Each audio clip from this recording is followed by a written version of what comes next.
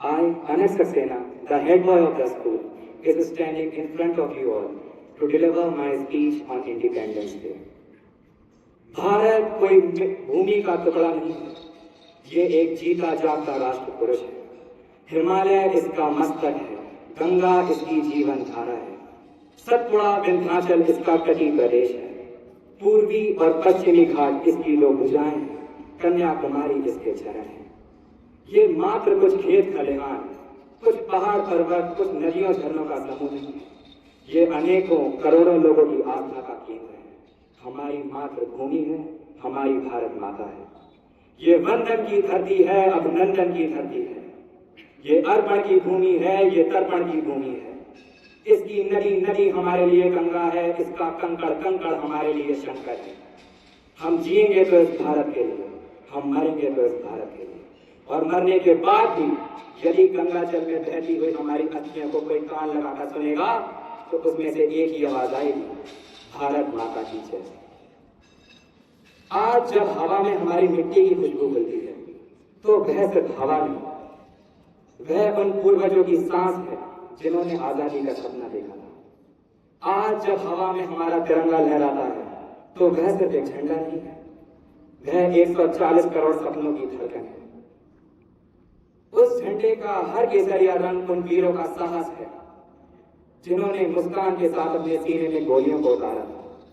उसकी हर सफेद पट्टी वह सच्चाई है जिस पर उन्होंने समझौता करने से इनकार कर दिया था। उसकी हर हरी बुनावट वह उम्मीद है जो उन्होंने आने वाली पीढ़ियों के लिए बोई थी।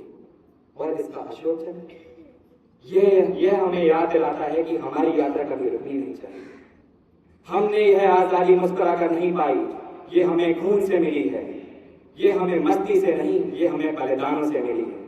उन वीरों से मिली है जिन्होंने स्वतंत्र भारत का कभी सूरज नहीं देखा, परंतु ये उम्मीद लेकर चले गए कि यह एक दिन जरूर होगा। आजादी सिर्फ एक बेड़ियों के टूटने का नाम नहीं है, ये एक जिम्मेदारी का नाम है।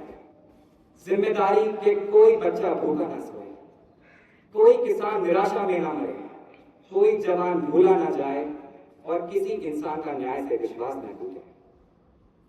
मेरा भारत सिर्फ नदियां और पहाड़ नहीं है, ये एक जीवित आत्मा है। और आज ये आत्मा आप सबसे पूछती है, क्या तुम मेरी रक्षा वैसे करोगे जैसे उन्होंने की थी? क्या तुम मुझे उनके सपनों से भी मजबूत बना पाओगे? आओ मिलकर कसम खाएं, धीमी आवाज में नहीं बल्कि गड़गड़ाहट में, कि भारत का आने वाला अध्याय हमारे पसीने, हमारी काबिलियत और हमारी एकता से लिखा जाएगा। ताकि जब ये दुनिया हमें देखे तो सिर्फ एक देश न देखे जो इतिहास से बचा, बल्कि एक राष्ट्र देखे जो भविष्य बनाता है।